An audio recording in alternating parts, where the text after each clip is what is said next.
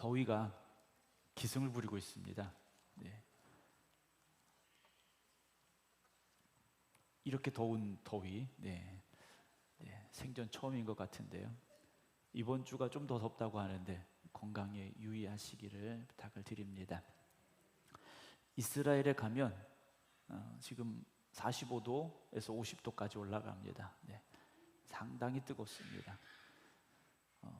그런데 우리나라가 좀 더 덥다고 느끼시는 이유가 좀 습도가 있어서 더 덥다고 이렇게 이야기들 하시는 것 같아요.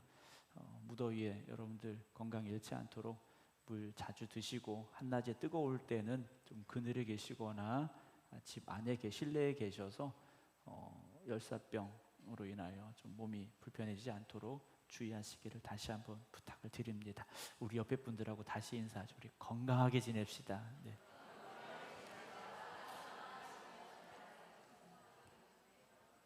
오늘 8월 첫 주일 생일 축하라서 어제부터 소고기 미역국을 열심히 끓이셨습니다. 날이 더워서 좀 걱정이 되셨는지 여러 번 끓이셨어요. 그래서 아마 푹 우러나서 더 맛있지 않을까 생각이 되어집니다. 입맛을 잃으신 분들이 계시다면 식당에 가셔서 맛있게 드시고 다시 힘있게 또 세상을 향해 나아가는 성도님들 되시기를 부탁을 드립니다. 우리가 살다 보면 이런저런 좀 큰 일, 또 어떤 사고, 사건들을 만나게 되죠. 그래서 큰 일을 겪으신 분들을 보면 그 일을 겪기 전과 겪고 난 이후에 자신의 생각이 달라졌다, 내 인생의 목표가 바뀌었다 하시는 분들을 종종 보게 돼요. 여기도 그런 분들이 계실지 몰라요. 어떤 큰 수술을 했다든지 어떤 사고를 겪었다든지 정말 인생에 있어서 다시는 겪고 싶지 않은 어떤 어려움들을 겪었던 분들은요, 그 시간을 기점으로 전과 후가 달라지게 되죠.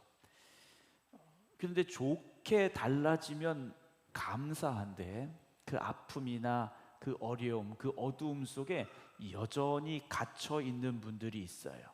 달력은 계속 넘어가고 시간은 계속 흘러가는데도 여전히 그 어둠 속에서, 그 아픔 속에서 헤어나지 못하고 있는 분들이 있죠. 심한 경우에는 그 시간에 완전히 머물러 있는 분들도 보게 됩니다. 8월이라는 새로운 달을 시작했습니다. 여러분, 달력 한 장 찢을 때 그 기분이 어떠세요? 좋으세요? 안 좋으세요? 어떤 분들은 새로운 기대를 가지고 쫙 찢고, 또 어떤 분들은 그렇지 못한 분들도 계시리라 생각이 됩니다. 새로운 달은 이미 시작이 됐습니다. 그러나 우리의 마음까지 새로워지지 못했다 하시는 분들도 계실지 몰라요. 계속해서 시간은 흘러가고 우리는 새로운 시간 앞에 서게 되는데, 우리의 이야기는 과거의 그 어느 시점에 그 자리에 멈추어 서 있을 수도 있습니다. 오늘 본문에 나오는 나오미라는 여인이 바로 그런 사람인 것 같습니다. 나오미는 베들레헴에 살던 여인이었어요. 남편이 있었고 두 아들이 있었습니다. 그런데 이 베들레헴에 뜻하지 않게 기근이 온 거죠.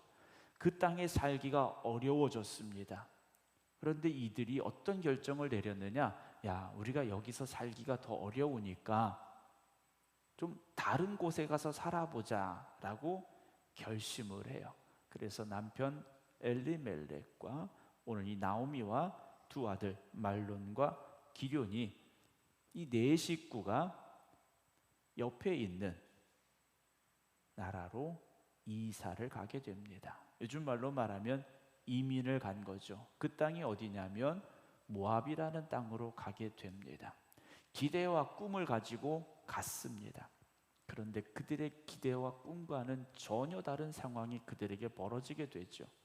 남편이 먼저 죽었습니다. 그리고 두 아들도 그곳에서 삶의 터전을 이루려고 모압 여인들과 결혼을 했어요. 그런데 이 두 아들도 거기서 다 죽고 말았습니다. 나오미는 4명의 가족이 떠났는데 자기만 남고 다 죽은 상황이 돼버렸다라는 거죠. 이 당시에 홀로 된다라는 것은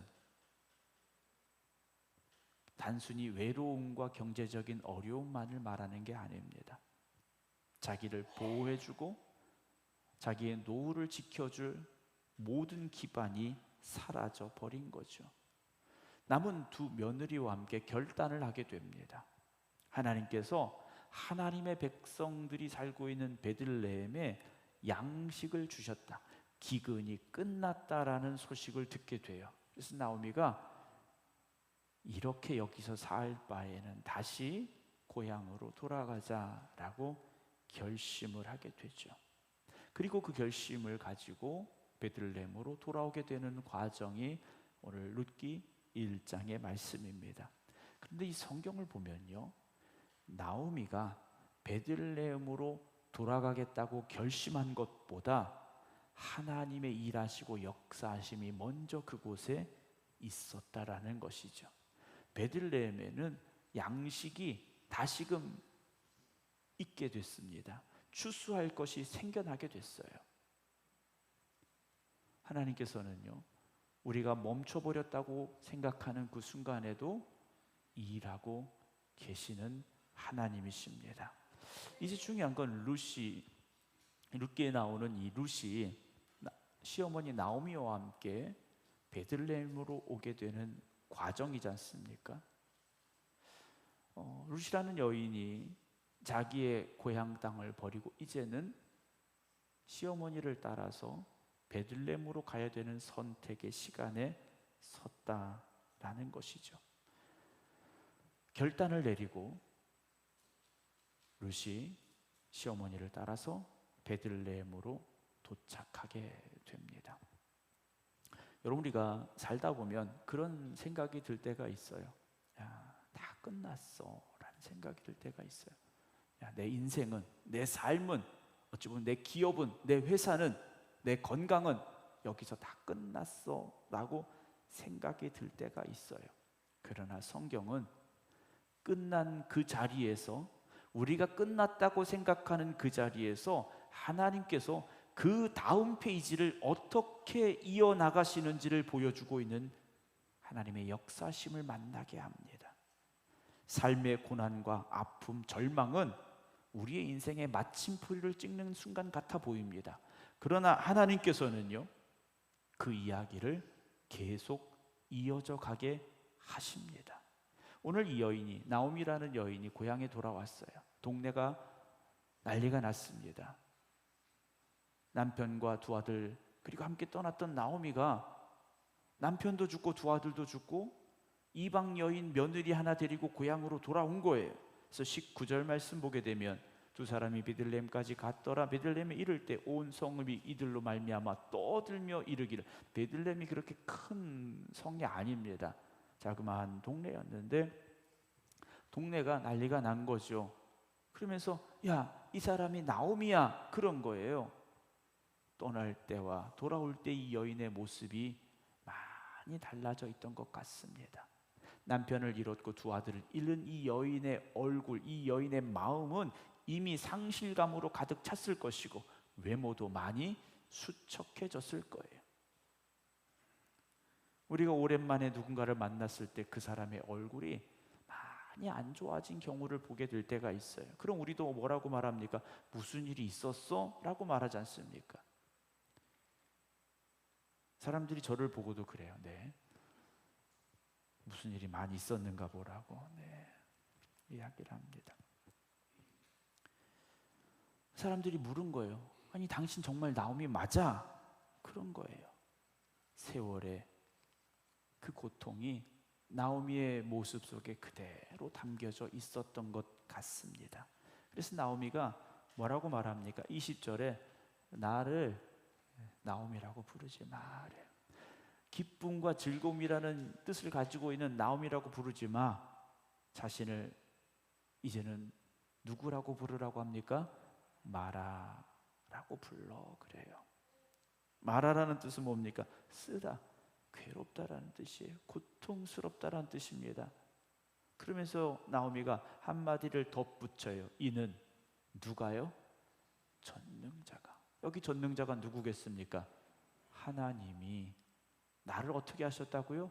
심히 괴롭게 하셨다 그래요. 나오미가 생각 많이 했을 거예요.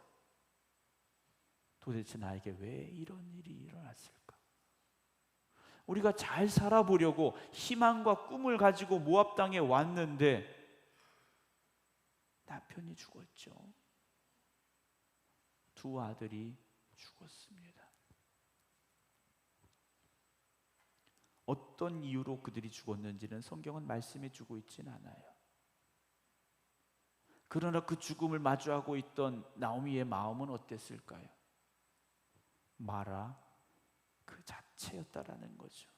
그런데 나오미가 생각한 결론이 뭡니까? 이건 하나님이 나를 심히 괴롭게 하신 거야. 여러 가지 생각이 많았을 겁니다. 우리가 베들레헴을 떠나서였을까? 우리가 여기 와서 믿음으로 살지 않아서였을까? 우리가 헛된 꿈을 쫓아서였을까? 아마 고민이 많았겠죠. 그러면서 나오미가 하나님이 나를 심히 괴롭게 하신 것 같아 라고 말하고 있다라는 거죠. 21절에 이렇게 말합니다. 내가 어떻게 나갔습니까? 풍족하게 나갔다 그래요. 재산을 처분하고 어느 정도의 자금을 마련했겠죠. 아예 빈손으로 가지는 않았으리라 생각을 합니다. 그러나 더 중요한 의미는 뭐냐면 남편도 있었고 아들도 둘이나 있었던 거예요. 남편도 있었고 아들도 둘이나 있었어요. 그러니까 아마 우리는 어디 가서라도 뭐든지 해서라도 먹고 살 수 있어, 우리 다시 일어설 수 있어, 이 소망을 가지고 떠났더라는 거예요. 그런데 여호와께서 비어서 돌아오게 하셨다라는 거죠. 하나님께서 나를 징벌하셨고 전능자가 나를 괴롭게 하셨어. 그러니까 나를 나오미라고 부르지 마 라고 이 여인이 말하고 있죠. 베들레헴으로 돌아온 이 여인에게 어떤 희망도 소망도 남아있지 않습니다.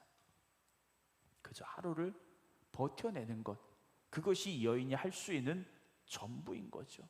더군다나 이 여인은 이미 체력적으로도 많이 지쳐있고 건강도 좋지 않았던 것 같아요.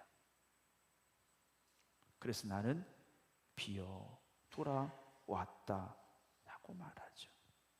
우리들 주변에도 그런 분들이 있을 수 있어요. 혹시 여러분들이 그럴 수도 있습니다. 나오미 같이 말할 때 우리는 그 말을 들으며 뭐라고 말하겠습니까? 에이, 믿음 없는 소리 하지 마. 우리가 그렇게 말하겠죠. 하나님의 뜻이 있을 거야 라고 말할 수 있습니다. 더 좋은 일이 생기려고 그러는 거야 라고 말할 수 있죠. 물론 그 말이 잘못된 말은 아니에요.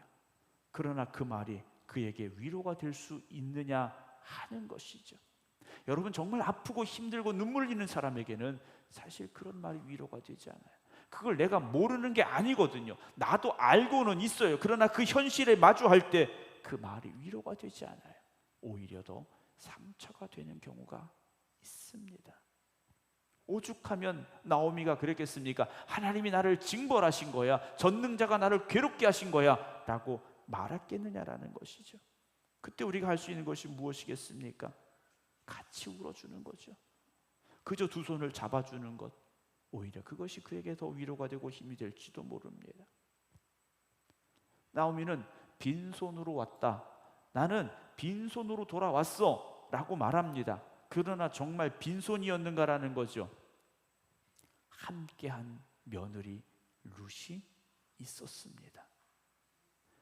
이 룻이라는 여인은요, 이 어머니의 백성을 자기의 백성으로 고백하고 어머니의 하나님을 나의 하나님으로 고백하며 여기까지 따라왔다라는 거예요. 물론 며느리 룻 하나로 인해서 죽은 남편과 죽은 두 아들의 자리가 채워지고 그것이 위로될 수 있는 것은 아니겠죠. 룻이 아무리 시어머니 나오미에게 잘한다 해도 나오미가 가지고 있는 이 상실감과 아픔은 채워지지 않을 수 있습니다. 그런데요, 그 상실과 아픔이 크다고 해도 하나님의 은혜까지 사라진 것은 아니라는 거예요. 하나님께서 나오미에게 룻이라는 여인을 남겨두신 이유가 무엇이겠습니까? 끝까지 함께 걸어갈 동반자를 세워주셨다라는 거죠. 여러분, 인생을 살면서 가장 큰 어려움, 가장 큰 아픔이 뭘까? 홀로 되는 것 같습니다. 경제적인 어려움도 누구는 크다고 할 수 있고 건강의 문제도 크다고 할 수 있는데요, 제가 이렇게 보면요, 혼자라고 느낄 때가 정말 절망스러운 것 같아요. 내 곁에 아무도 없다고 생각될 때 그때가 가장 고통스러운 것 같아요. 내가 정말 힘들고 어려울 때 그래도 누군가 내 곁에 있다면 위로가 될 수 있고 힘이 될 수 있을 텐데, 내 곁에 아무도 남지 않았을 때 그때 이 절망감, 감당할 수 없는 아픔이 되기 시작하죠. 여러분, 우리 교회는 믿음의 공동체요, 주님 안에서 한 가족이다 라고 말씀을 드렸습니다. 아픔을 가지고 있는 이들에게, 고통당하는 이들에게, 홀로 외로워하는 이들에게 우리는 함께하고 있음을 보여줄 수 있어야 되고 그 사랑을 줄 수 있는 공동체가 되어져야 됩니다. 자, 나오미가 자기 이름을 얘 나오미라 부르지 마, 마라라고 불러 그랬어요. 그런데 성경은 고집스럽게도 이 여인의 이름을 뭐라고 부릅니까? 나오미라고 부르고 있어요. 마라라고 부르라고 했지만 그 여인의 이름은 마라가 되지 않았다라는 거예요. 나오미는 자신의 고통을, 자신의 그 아픔을, 그 절망을 자신의 이름으로 삼으려 했지만 하나님은요, 그의 이름을 마라로 만들지 않으신 거예요. 여러분, 오늘의 현실이 여러분들의 이름이 아닙니다. 여러분들이 만난 슬픔이 여러분들의 이름이 아니고 여러분들이 겪고 있는 질병이 여러분들의 이름이 아니라는 거죠. 나는 버림받았어, 나는 홀로 됐어, 나는 절망이야. 여러분, 그것이 여러분들의 인생의 마침표가 되는 이름이 아니라는 겁니다. 하나님께서는 여러분들의 이름이 그렇게 끝나도록 만들지 아니하신다라는 거죠. 이들이 베들레헴으로 돌아옵니다. 22절 보게 되면 그들이 보리 추수 시작할 때 베들레헴에 이르렀다 그랬어요. 자, 베들레헴에 왔어요. 물론 베들레헴에 양식이 생겼다라는 소문을 듣고 왔습니다. 소문을 듣고 왔죠. 실제 그들 앞에 보리 추수가 시작이 되어지고 있다라는 거예요. 나오미의 입에서는 다 비어서 빈손으로 왔다고 말하지만 도착한 그곳은 추수가 시작이 된 곳이었다라는 겁니다. 그의 입은, 그의 마음은 끝을 말하고 끝을 바라보고 있었지만, 빈손을 바라보고 있었지만 하나님은요, 이미 풍성한 추수할 밭을 예비하고 계셨다라는 것이죠. 사랑하는 성도 여러분, 여러분들의 아픔과 절망을 무시하라는 게 아닙니다. 그걸 숨기라는 건 아니에요. 그러나 그것이 여러분들의 전부가 되게는 만들지 마시라는 겁니다. 여러분들 눈앞에 있는 현실이 여러분들의 인생의 전부가 아니라는 거예요. 나는 지금 그 순간에 머물러 있을 수 있어요. 그 아픔 속에, 그 절망 속에, 그 고통 속에 머물러 있을 수 있어요. 우리의 이야기는 거기서 끝난 것처럼 보일 수 있어요. 그러나 하나님은 그 이야기를 끝나게 하시는 하나님이 아니시죠. 2장 1절 보면요, 나오미의 남편 엘리멜렉의 친족으로 유력한 자가 있으니 그 이름은 보아스더라 라고 되어 있어요. 갑작스럽게 보아스라는 사람이 등장을 해요. 왜 그럴까요? 하나님이 예비하신 나오미의 다음 인생의 페이지를 이어가게 하시기 위하여 그 사람을 지금 준비하고 계셨다라는 거죠. 룻이라는 여인은 아직 보아스를 몰라요. 누군지도 모르고 알지도 못하는 사람이에요. 그런데 룻이 만나지도 못한 사람이 이미 하나님의 능력에 의해서 준비되어지고 있었다라는 거죠. 룻이 가보지 못했던 밭이, 추수할 밭이 이미 준비되어 있었다라는 겁니다. 나오미와 룻이라는 여인이 아직 어떻게 알지도 못했던 그 길이 이들에게는 이미 열려지고 있었다라는 거예요. 2절 보면, 2장 2절 보면요, 모압 여인 룻이 나오미에게 이르되 원하건대 내가 밭으로 가서 내가 누구에게 은혜를 입으면 그를 따라서 이삭을 줍겠나이다 라고 말해요. 룻이라는 여인은요, 상당히 도전적인 여인인 것 같아요. 이 여인도 얼마나 절망스럽겠습니까? 자기 고향도 아니에요. 시어머니 한 명 따라서 베들레헴까지 온 여인이에요. 근데 이 여인은 절망하지 않았어요. 오늘 내가 해야 될 일이 무엇인가, 오늘을 살아내기 위해서 내가 할 일이 무엇인가를 이 여인은 생각하고 있었다라는 거죠.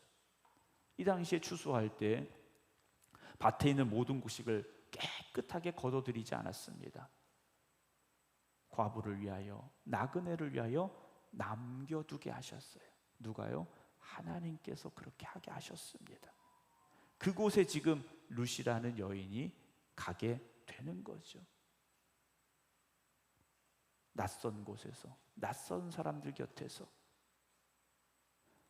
나그네와 과부를 위하여, 고아를 위하여 남겨진, 어찌 보면 처량한 그 자리에서 곡식을 주어야 되는 그 자리에 선 여인이었어요. 근데 여인은요, 그 일에 최선을 다하게 됩니다. 여러분, 믿음은 앞으로 무슨 일이 일어날지 다 알고 살아가는 게 아니에요. 내 내일은 누가 알고 계십니까? 나의 내일은 하나님이 알고 계신 거예요. 그래서 오늘 우리는요, 내일의 걱정이 아니라 오늘의 최선을 다하며 살아가는 삶이 되어져야 됩니다. 근데 우리는 그런 기도를 해. 하나님 어떤 응답을 주시면, 그렇잖아요.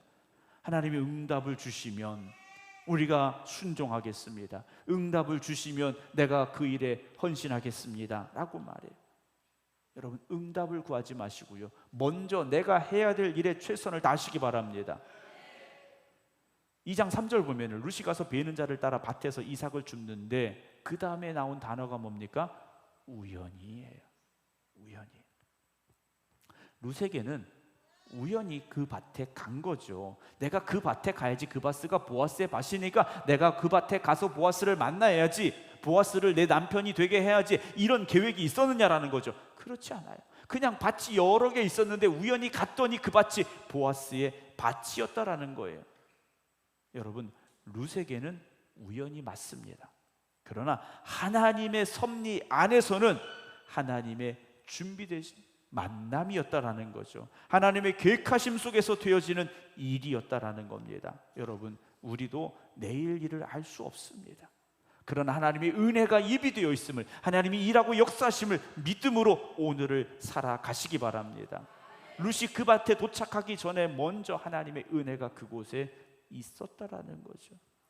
여러분, 순종은요, 하나님이 일하고 계심을 믿음으로 내 발걸음을 한 걸음 내딛는 데서부터 시작이 되는 겁니다. 하나님께서 아브라함에게 이삭을 번제로 바쳐라 그러셨어요. 그때 아브라함에게 필요한 건 뭡니까? 순종이죠.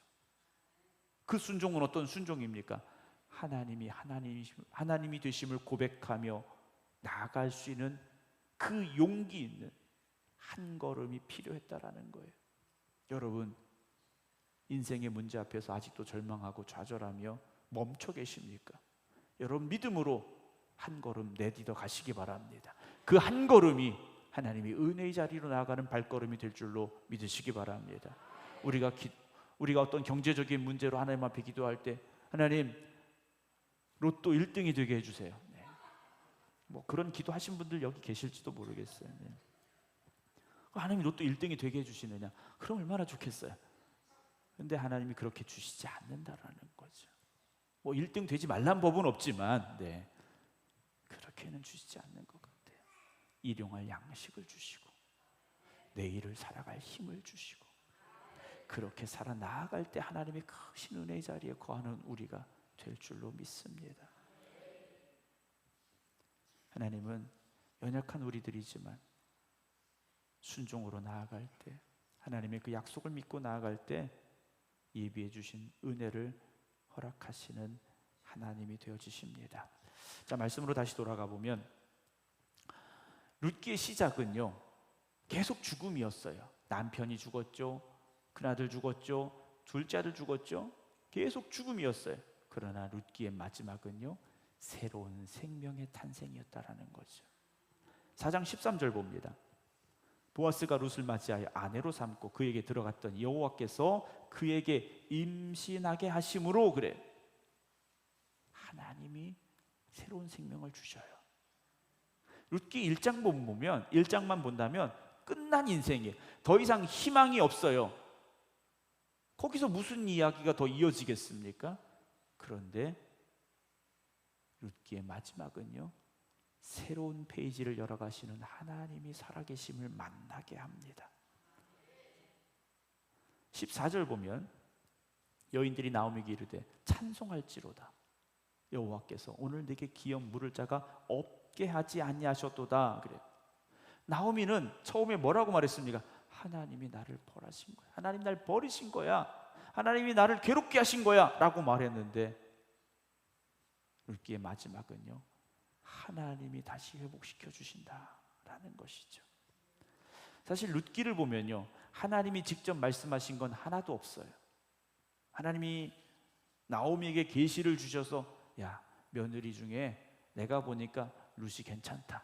룻을 데리고 베들레헴으로 돌아가. 거기 가면 내가 새로운 역사를 이룰 거야. 어떤 계시나 환상을 보여주셨느냐? 그렇지 않다라는 거예요. 어찌 보면 나오미는 인생의 포기 실패자로서 힘들게 베들레헴까지 간 것밖에 없어요. 그런데 하나님은요, 침묵하신 것이 아니라 계속해서 일하고 계셨더라는 것이죠. 이 아이가 누가 됩니까? 17절 보면 그의 이웃 여인들이 그에게 이름을 줘요. 자, 이름은 보통 누가 지어줍니까? 아버지가 지어주게 돼 있어요. 근데 이 아이의 이름은 거기 있는 이웃집 여인들이 이름을 붙여줬어요. 그의 이름을 뭐라고 합니까? 오벳이라 그래요. 근데 이 오벳이 누구냐? 그는 다윗의 아버지인 이새의 아버지였더라 그래요. 다윗의 할아버지인 겁니다. 사랑하는 성도 여러분,